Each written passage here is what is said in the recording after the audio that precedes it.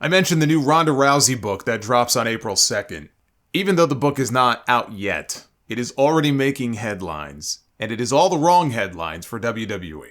In the book, she blasts Vince McMahon, she blasts John Laurinaitis, and she blasts Bruce Pritchard. She really does not like Bruce Pritchard.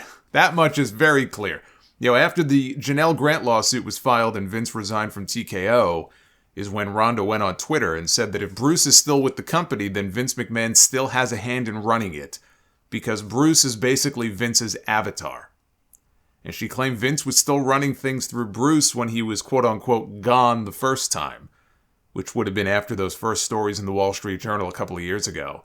One thing that is clear from that tweet and all of these new statements in the book is that Ronda Rousey has zero fucks left to give and has no intention of ever going back to WWE.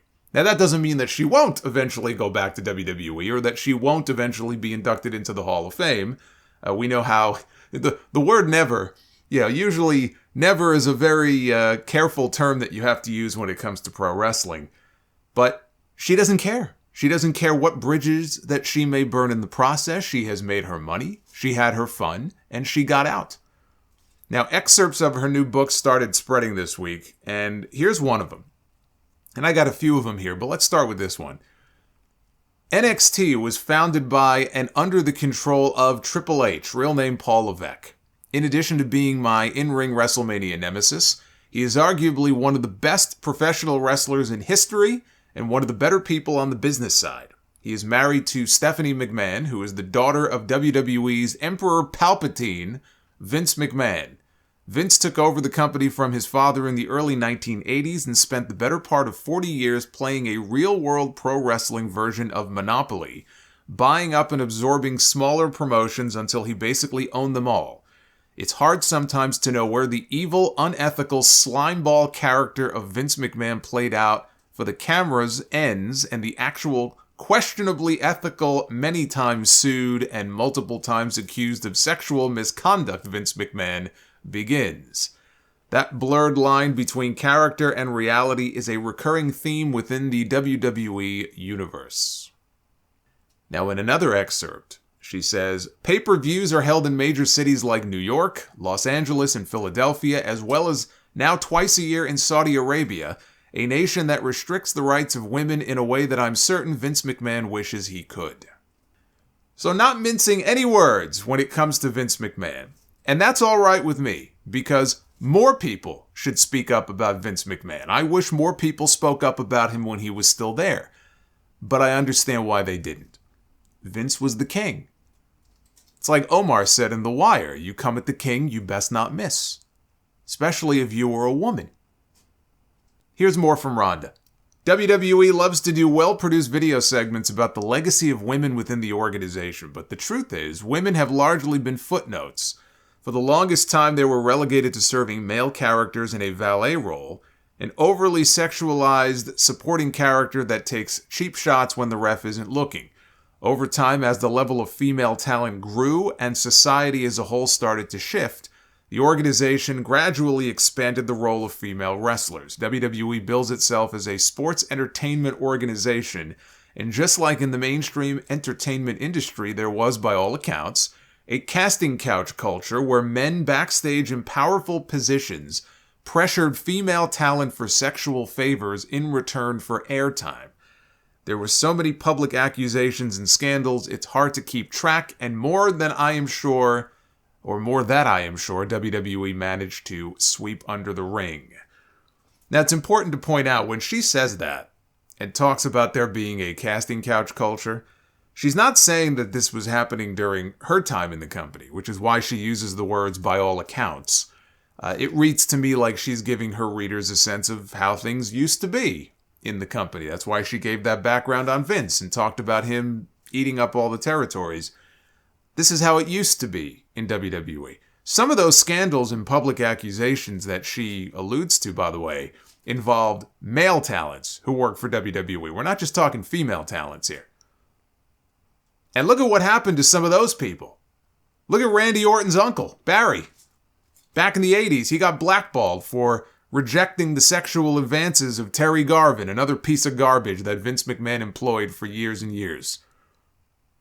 So if men were blackballed, the women didn't stand a chance.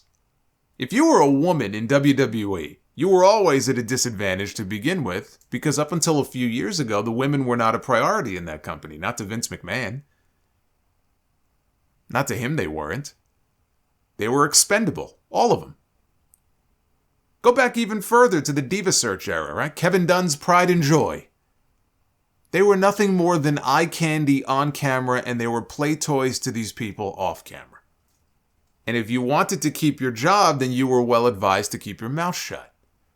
That's why a lot of this stuff was swept under the ring, as she says, for so long, and why we're only hearing about some of these stories now. Yeah, the thing is, even if there was a Ronda Rousey back then, who spoke up and didn't care about the consequences, didn't care what the repercussions would be, I don't think it would have made that much of a difference. I think they would have simply been dismissed as difficult to work with. They would have been blackballed from the company, and Vince would have gone on making his millions. I really don't think things would have changed all that much. What I do wonder, though, as I read this, and I hear Ronda taking all these shots and saying all these things, I do wonder when Ronda started feeling this way. Because she left for 3 years, right? She left, I think she wanted to go start a family, and 3 years later, she came back to the company. If she felt this strongly about Vince McMahon during her first run there, it's tough to call the man the devil incarnate and still justify going back to work for him and getting paid by him. You know, even if she was mostly dealing with Triple H, which I assume she was. I mean, the book is not out yet, so I don't know if she'll get into the details of who she did and did not deal directly with. But if she thought this man was such a snake, she still went back to work for him. I guess the money was just too good to pass up. But she continued to say the company only began giving female talent more airtime after they were forced into it. She said it was only after WWE was basically armbarred into it, following a global social media backlash to hashtag Give Divas a Chance, after divas were given a total of 30 seconds, less time than it takes most people to read this paragraph, for a nationally televised tag match. 4 women were given less time to collectively wrestle than every single man on the roster got for his intro music alone. Presented this information as a person outside of the wrestling world, you might draw the conclusion that there is a troubling, foundational, sexist, patriarchal culture within WWE. You would be right. I have nothing but respect for the female wrestlers who paved the way for women today, and nothing but disgust for the amount of sexist, degrading bullshit they were put through. Ronda is not wrong when she says the company had to basically be armbarred into pushing women's wrestling. How many years did we have Divas matches on TV where the women were already being told to go home before they even got out of Gorilla to make their entrance? That was really happening. That's not an exaggeration. There were women who were standing there getting ready to go through the curtain to make their entrance and were already being told by people at the Gorilla position to basically go home. That when you get to the ring, your match is already mostly over. Right? Got to get the women on the show. There you go. You got your 30 seconds. This was commonplace. And then they would probably justify it by saying that they weren't over enough, which is just, we've heard about this before. I mean, it's a self-fulfilling prophecy, because how are they supposed to get over if you're only giving them 30 seconds to begin with? They never wanted to have an all-women's WrestleMania main event. It only came about because they signed Ronda Rousey. That's what cracked the door open and finally allowed them to walk through it. Ronda came along at just the right time, because that summer is when Becky Lynch caught fire, and then they started going at each other on social media. Everybody was talking about it. Everybody wanted to see them go one-on-one. By the time Becky won the Royal Rumble, people were fully into the idea of seeing them at WrestleMania. It felt like a big match worthy of the top billing on that show. Now, in another excerpt from the book, she recalled a specific time where she and some of the other women confronted Bruce Pritchard over comments that he allegedly made to former WWE star Aaliyah. Rousey writes that Liv Morgan approached her and other superstars after seeing that Aaliyah was upset by comments allegedly made to her by Pritchard. I was rehearsing in the ring with some of the other girls before doors opened to the fans when Liv made a beeline to the ring from Gorilla. "Have you seen Aaliyah?" she asked. We shook our heads. Aaliyah had come up to SmackDown the year before. She had been partnered with Raquel Rodriguez and they briefly held the tag team titles, but then Aaliyah was sidelined with a shoulder injury. "I just ran into her, almost hysterically crying," Morgan explained. "She was asking if it's true that none of the talents want to work with her." We exchanged confused looks. I didn't know Aaliyah well, but I had nothing but great interactions with her. She was one of the sweetest girls in the locker room. "Why would she think that?" I asked. Morgan responded they wanted her to come back from her shoulder injury right away, but she said she needed more time.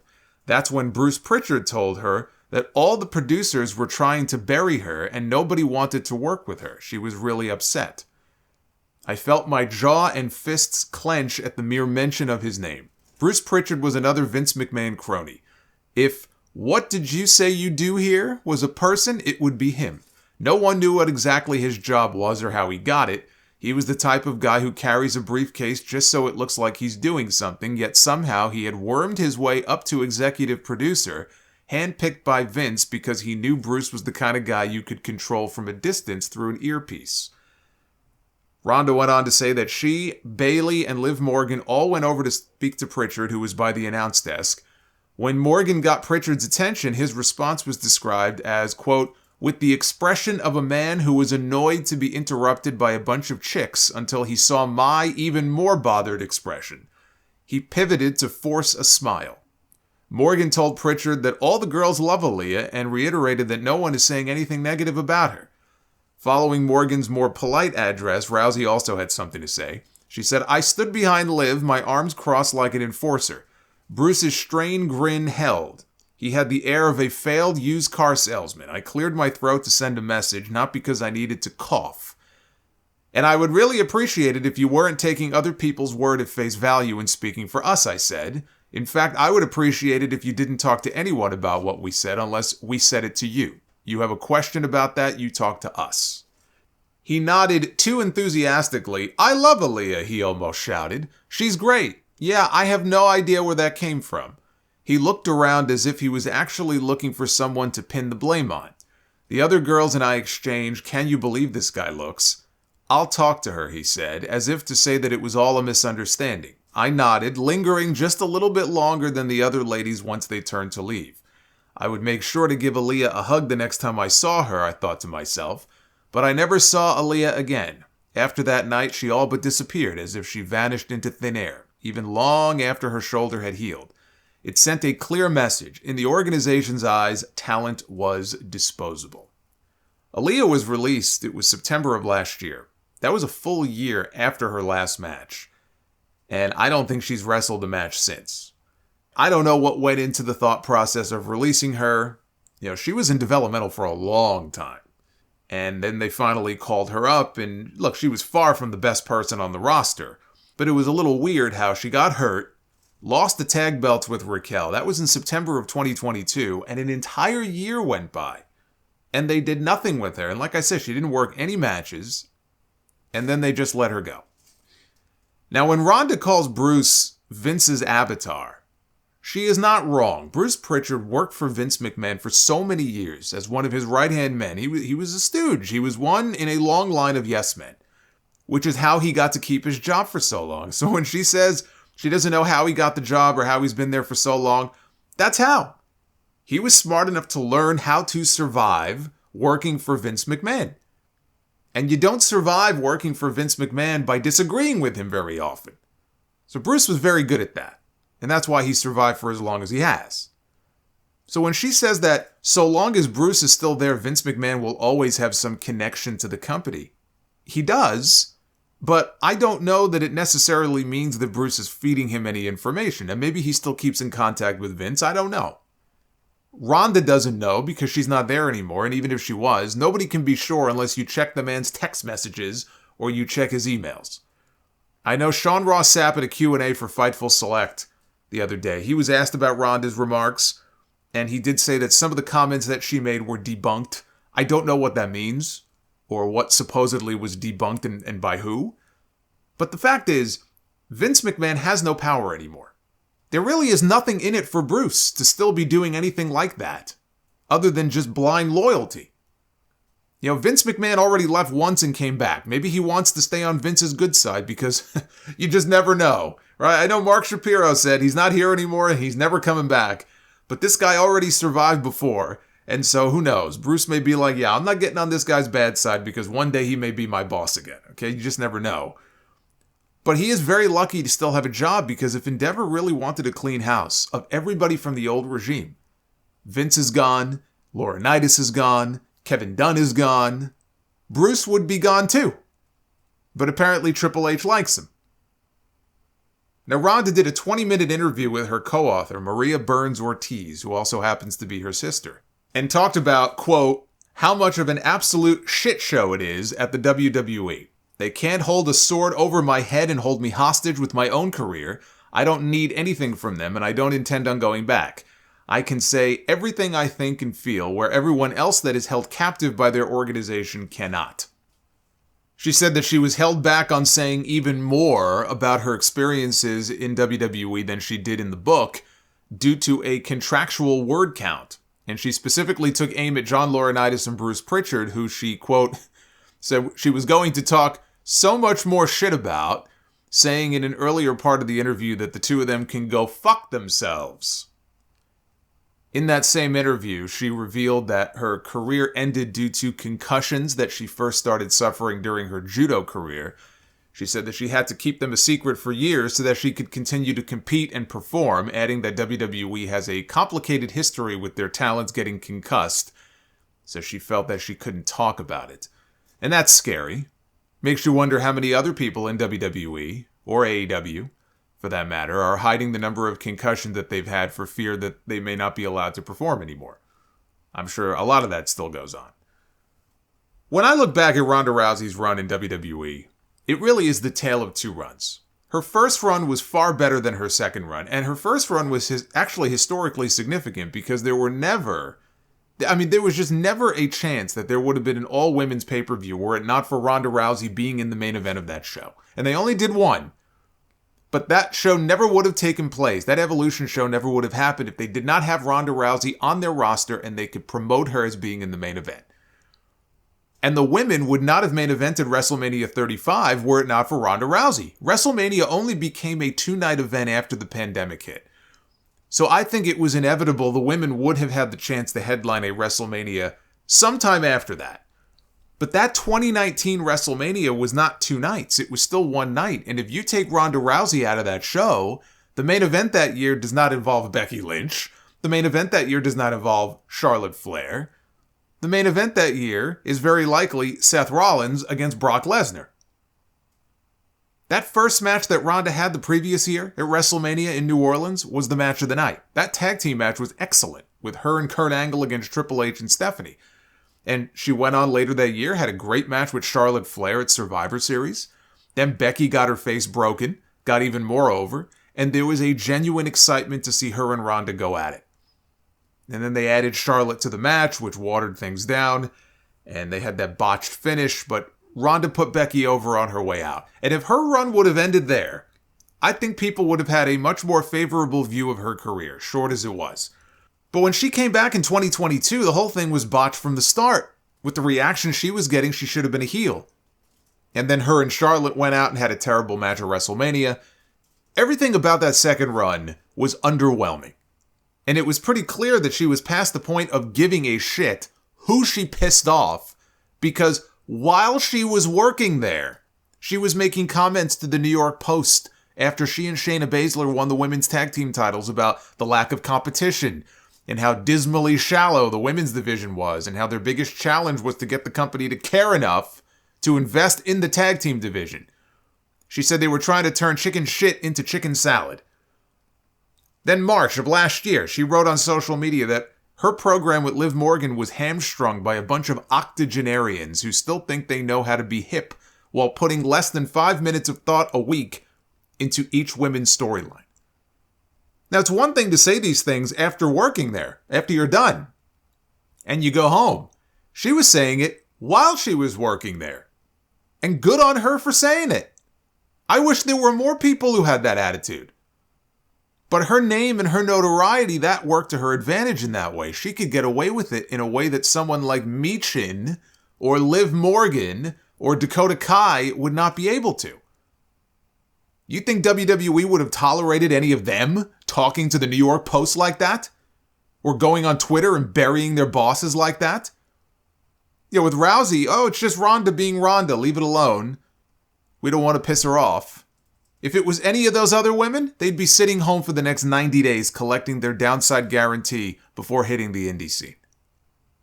With Vince McMahon being gone, most of his cronies being gone, most, not all, I sincerely hope that things are different now. I hope that culture that she talks about is a relic of the past. And that more people speak up like she did if they see something or they hear something that should not be happening. She speaks positively of Triple H. They worked together when Ronda first came in. They worked together in 2015 when Ronda confronted Triple H and Stephanie in that segment with The Rock at WrestleMania 31. She was probably working closely with Triple H from the moment they brought her in. But along the way, she lost that something special about her. She became just another, face in the division, another member of the roster.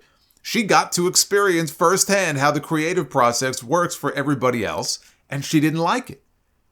And that's when she probably decided that she was leaving.